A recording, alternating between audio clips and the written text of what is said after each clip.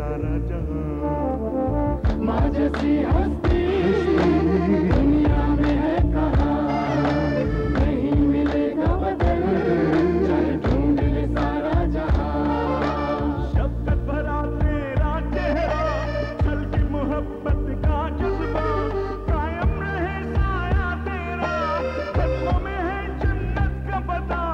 हर दुख को खुद सहा मेरे लिए तूने।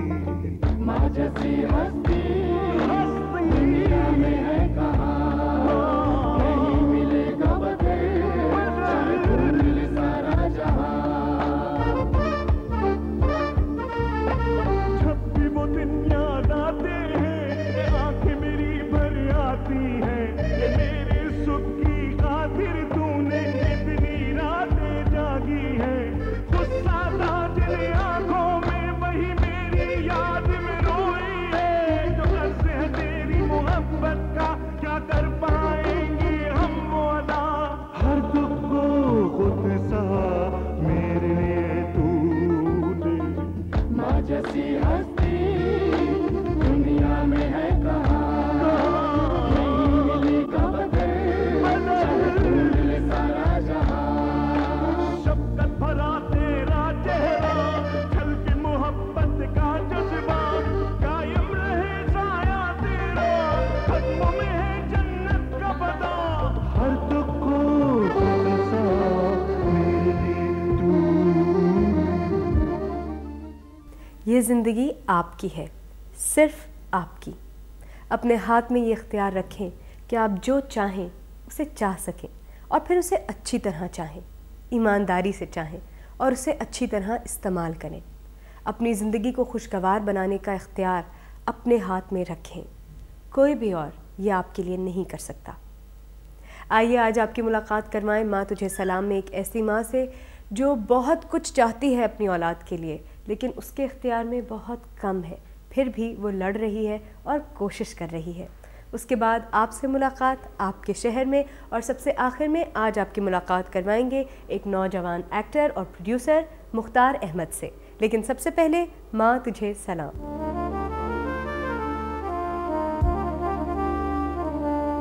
दोस्तों आज जो ख़त हमें मौसूल हुआ है वो इन वालदा के बच्चों ने नहीं लिखा, बल्कि उनकी हमसाई ने लिखा है, और उनका नाम मारिया मारूफ़ है। और वो लिखती हैं, आज मैं अपने ख़त के ज़रिए आपकी तवज्जो अपने गांव की एक ऐसी माँ की तरफ दिला रही हूँ जिन ने अपनी ज़िंदगी में खुशी और सुकून नाम की कोई चीज़ नहीं देखी।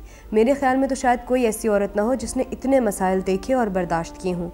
मेरी मुराद अपनी हमसाई से है जिनका नाम सईदा बेगम है। उनकी शादी के कुछ अरसे बाद जब वो 6 छोटे छोटे बच्चों की माँ थी, उनके शौहर ने दूसरी शादी कर ली। उन 6 बच्चों में 3 लड़के और 3 लड़कियां शामिल थीं। एक बेटा कम उम्री में ही जलकर जाँ बहक हो गया। उनका घराना जाने कैसे चलता रहा और बच्चे जवान हो गए। तीनों बेटियों की शादी भी ऐसे ही हालात में हुई और वो भी ब्याह कर गरीब घरानों में ही गईं और माँ जैसे हालात का शिकार हो गईं। अचानक उनका दूसरा बेटा ट्रैफिक हादसे में जाँ बहक हो गया। फौत होने वाले की कोई औलाद न थी। अब उनके पास सिर्फ एक बेटा था जिसकी 4 बेटियां थीं और बेटा नहीं था। कुछ ही दिनों के बाद उनके बड़े बेटे को उनकी बहू ने नामालूम वजूहात की बिना पर कत्ल कर दिया। अब वो मजलूम बेआसरा औरत न मर सकती है और न जी सकती है। अब वो बादल न खास्ता अपनी पोतियों का ख्याल रख रही है। हम चाहते हैं कि आप आकर देखें कि इतने मुश्किल हालात में इतनी उम्र रसीदा औरत कैसे गुजारा कर रही है। मारिया, हम आपके बहुत शुक्रगुजार हैं कि आपने हमें ख़त लिखा। हम सईदा और उनकी पोतियों से मिलने उनके घर आ रहे हैं। अस्सलाम वालेकुम। आपसे पूछने की ज़रूरत नहीं है, आपके यहाँ लिखा हुआ है आप मारिया हैं। जी मैं मारिया। मारिया, आपने हमारे प्रोग्राम में जो ख़त लिखा था वो हमें मिल गया है और आपकी पड़ोसन है वो गालिबन। जी मैंने लिखा था ख़त, काफ़ी टाइम हो गया, काफ़ी वक्त हो गया जी। नहीं आ रहा कि आप मारिया, आप अपने लेके जा सकती हैं उन खातून के? हाँ जी ज़रूर। आइए चल आइए मारिया, ये घर है उनका? जी ये उनका घर। तो यहाँ कोई दरवाज़ा वगैरह नहीं है कुछ? नहीं जी कुछ भी नहीं, कुछ भी नहीं। वो अकेली होती है यहाँ पे अपनी पोतियों के साथ। बस ये है माँ जी। अस्सलाम वालेकुम, कैसी हैं आप? बेटा ठीक हूँ, एक अक्ल करा अपनी। जी आइए आइए, हम वहाँ बैठ सकते हैं? वहाँ बैठ जाएं चारपाई पे। हाँ आइए। आइए आइए। अच्छा मारिया, आप अम्मा जी उर्दू समझ लेती हैं?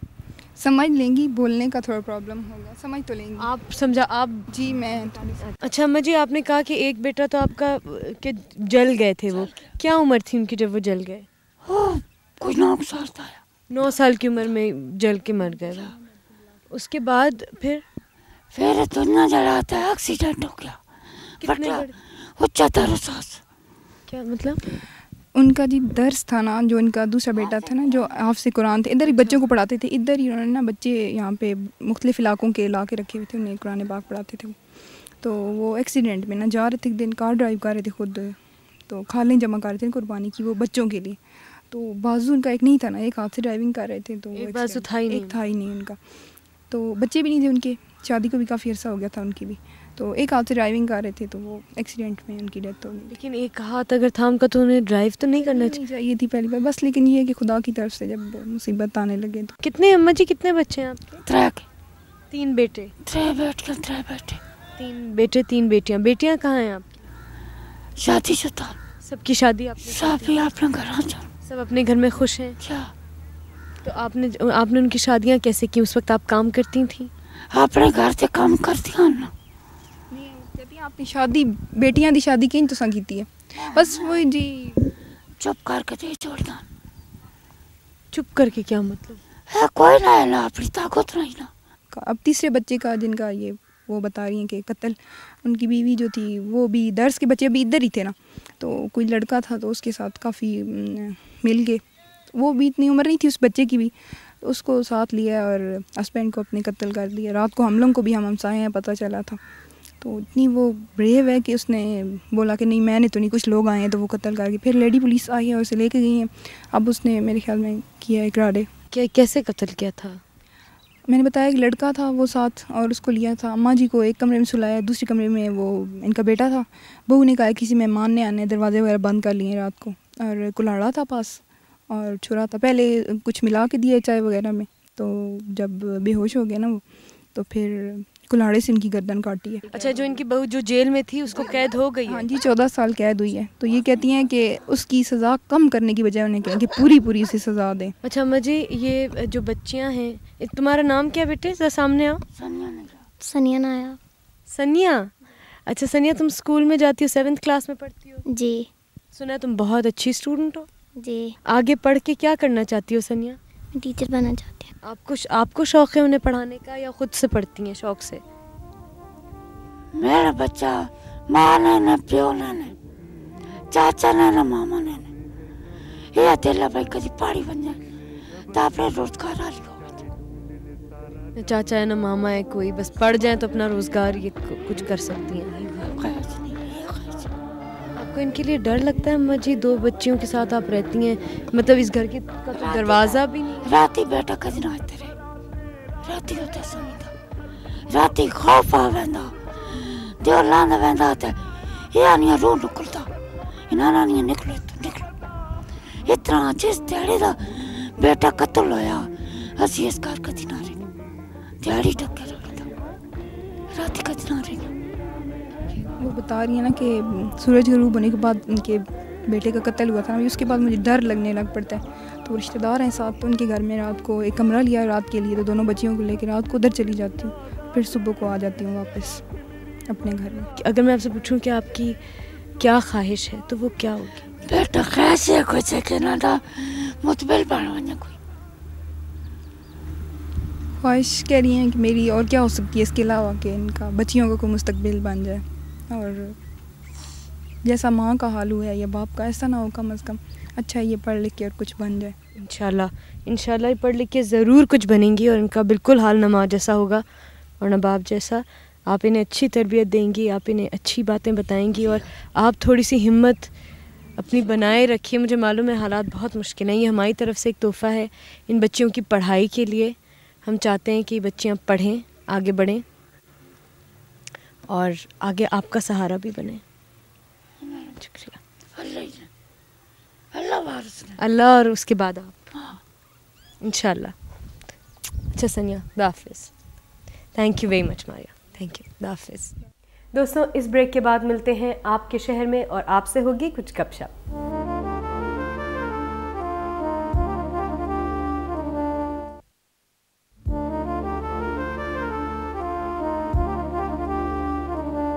मैं इस वक्त खड़ी हूँ डिस्ट्रिक्ट कॉम्प्लेक्स की बिल्डिंग में, जो कि है चकवाल में।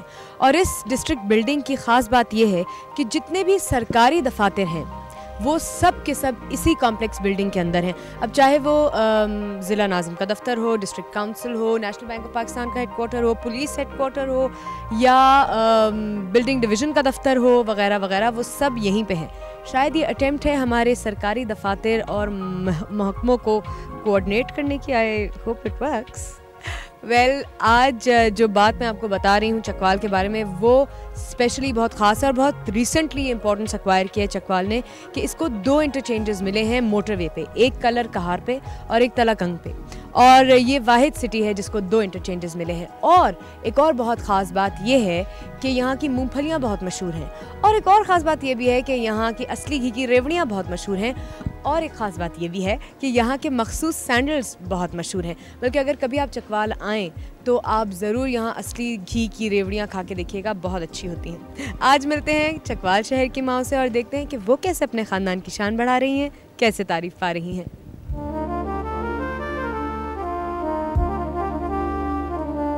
ये पहाड़ गंद के मैं उबूर करके यहाँ तक पहुँच रही हूँ।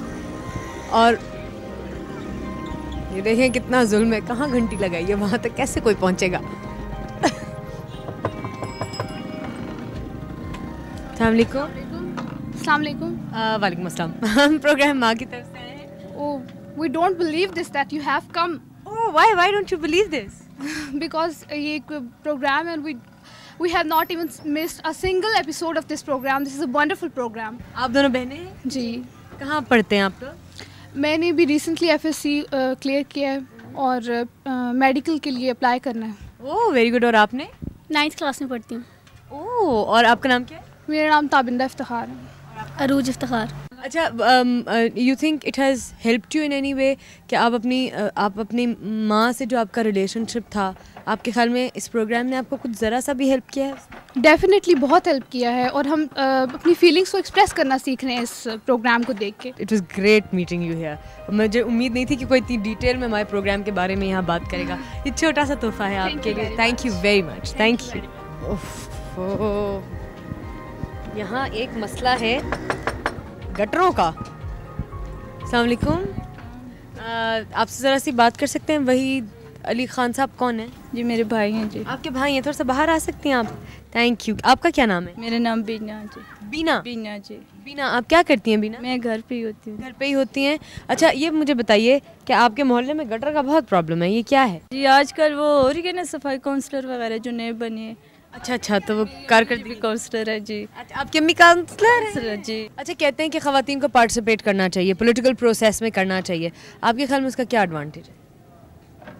क्या फ़ायदा क्या है? क्यों करना चाहिए ख़वातीन को पॉलिटिकल प्रोसेस? जी जी। काउंसलर क्यों बनना चाहिए? इलेक्शंस में क्यों खड़ा होना चाहिए? मिनिस्टर क्यों बनना चाहिए? क्यों बेहतर काम कर सकती हैं मर्दों की निस्बत? बिल्कुल कर सकती हैं, मर्दों के मुकाबले में कर सकती हैं औरतें भी सारे काम कर सकती हैं। आपके लिए एक छोटा सा चला सकती हैं तो मुल्क को भी चला सकती हैं। सही बात है, वैसे ये तो है। ये लीजिए एक छोटा सा तोहफा माय तरफ से। Thank you very much.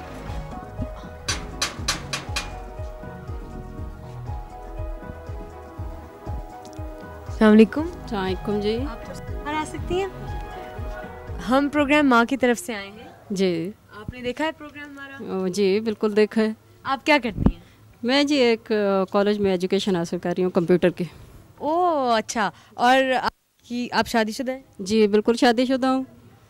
तो मेरा जी बहुत बड़ा प्रॉब्लम है कि मेरे बच्चे जो हैं वो मुझसे नहीं मिल सकते। तो आपका ये प्रोग्राम माँ देख के तो दिल को बहुत होता है कि मैं भी एक माँ हूँ। तो अगर आप मेरा ये मसला सॉल्व कर दें कि मेरे बच्चे मुझसे मिल सकें। क्यों नहीं मिल सकते आपके? बस ये है कि मेरे घर का कोई ऐसा प्रॉब्लम था जिसकी वजह से मेरे घर के हालात जो है वो बिगड़ गए।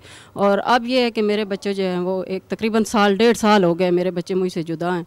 तो मैं ये चाहती हूँ कि मेरे बच्चे जो हैं वो मुझसे मिलें। तो आप यहाँ प्रोग्राम पे उनसे कह सकती हैं, अगर आप उनसे कुछ कहना चाहें तो ज़रूर कहिए। मैं तो जी यही चाहती हूँ कि मेरे बच्चों ने अपने माँ से क्यों मुतनफ़र हुए हैं। वो तो अपनी माँ की जान थे। वो जो कुछ भी कहना चाहते हैं वो आए अपनी माँ से कहें कि उनकी माँ ने उनके बारे में क्या किया, क्या कहा। वो अपनी माँ को बताएं, माँ उनको बताए कि क्या गुजर रही है, क्या हो रही है, क्या नहीं हो रही। तो मैं तो यही चाहती हूँ कि सिर्फ सानिया मेरे बच्चे मुझसे मिले। इंशाल्लाह ज़रूर ये प्रोग्राम जब वो देखेंगे तो आपसे ज़रूर मिलने आएंगे, और जो भी मामलात होंगे मुझे उम्मीद है कि आप लोग मिल बैठकर उन्हें हल कर सकेंगे। तो ये चाहती हूँ अल्लाह आपकी दुआ कबूल हो, मैं तो बहुत कर चुकी हूँ, तो ये है कि बस इंशाल्लाह ज़रूर एक छोटा सा तोहफ़ा है आपके लिए, आपको याद दिलाता रहेगा कि आपने हमसे कभी बात की। थैंक यू, अल्लाह हाफ़िज़। इस ब्रेक के बाद मिलते हैं सैयद मुख्तार अहमद से, सितारे जिनके दम से हैं में, जो एक नौजवान एक्टर और प्रोड्यूसर हैं। Do come back after this break.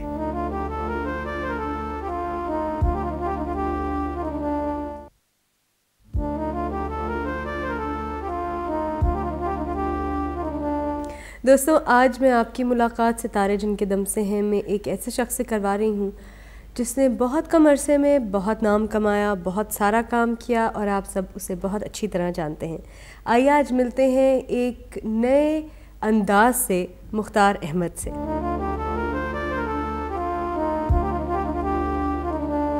अस्सलाम वालेकुम, कैसे हैं मुख्तार आप? अल्लाह का शुक्र।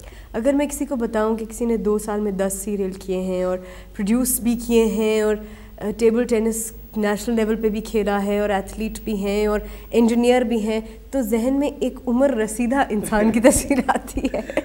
But you are pretty young to do all that. या एक्चुअली ये सब कुछ मैं ये कह सकता हूँ कि मेरी माँ की दुआओं की वजह से है। मुझे शुरू में तो मैं खेल की तरफ बहुत ज़्यादा माइल था। मैंने मैट्रिक के अंदर जब मैं था तो मुझे डिपार्टमेंट से ऑफ़र हुई, I was in Karachi champion, तो मुझे एक डिपार्टमेंट से ऑफ़र हुई तो वो मैंने ज्वाइन कर लिया। तो उसके बाद जब NAD में एडमिशन की बात आई, मैंने इंटर किया, एडमिशन की बात आई, तो आपको सुन के हैरत होगी कि उसमें 8 सीटें थी स्पोर्ट्स के ऊपर और तकरीबन 1000 लड़के ने अप्लाई किया था। मेरी माँ की दुआओं से, सिर्फ उनकी दुआओं की वजह से मेरा एडमिशन हुआ और मेरे इंजीनियर बनने में उनका बहुत बड़ा कंट्रीब्यूशन है। बहुत, मैं रात भर मैं पढ़ता था लेकिन वो मेरे साथ जागती थी। उन्हें पता था कि मेरे बेटे का ज़्यादा दिमाग खेल की तरफ है। एडमिशन तो हो गया, पता नहीं इंजीनियर बनकर निकलेगा नहीं निकलेगा, वो जागती रहती थी। लेकिन ये मुझे बताइए कि जब अम्मी ने इतनी वो की, मेहनत की कि आप इंजीनियर बन जाए, उसके बाद आपने कहा मैं तो मॉडलिंग करूँगा, हमने कहा होगा धत पे कि ये क्या मुसीबत हमने ये शुरू हो गई। एग्जैक्टली, मैंने इंजीनियर बनाया, ये कह रहे मैं मॉडलिंग करूँगा। बिल्कुल आप ठीक कर रही हैं। जब मैंने BA कंप्लीट कर लिया और मुझे एक बहुत अच्छी कंपनी से, बल्कि मेरे फादर का अपना बिजनेस था स्टोन का, तो उन्होंने कहा कि इसी को ज्वाइन कर रहे हैं और तुम इसको करो। मैंने वो करना भी शुरू कर दिया, जॉब भी कुछ अरसे की, लेकिन शुरू से कुछ था कि मैंने कुछ शो बिजनेस का शौक था, देखता था लोगों को तो बड़ा कि यार मैं भी ये करके तो देखो क्या इंस्पायर होता था। तो अपनी फोटोग्राफ लेके कभी किसी डायरेक्टर के पास, कभी किसी अम्मी को बताया बगैर पहला कमर्शियल लेकिन जब पहला कमर्शियल किया, सरवर मूसी साहब ने मुझे पहला कमर्शियल दिया, जब वो स्क्रीन पे ऑन एयर हुआ तो अम्मी को अच्छा लगा, चलो बेटा बस यहाँ तक रहना, इससे आगे नहीं बढ़ना, कमर्शियल करते जाओ। जब पहला ड्रामा किया तो मैंने कहा देखो बस अब इससे नहीं, अपनी जॉब पे कंसंट्रेट करो, अपने आगे जो तुम MBA का तुम सोच रहे हो MBA का। मैंने कहा जी जी बिल्कुल। वही हुआ कि एक से दूसरा ड्रामा मिला, तीसरा अम्मी ने कहा बेटा गया आज से। अच्छा ये बताएं कि अम्मी क्या सख्त थी?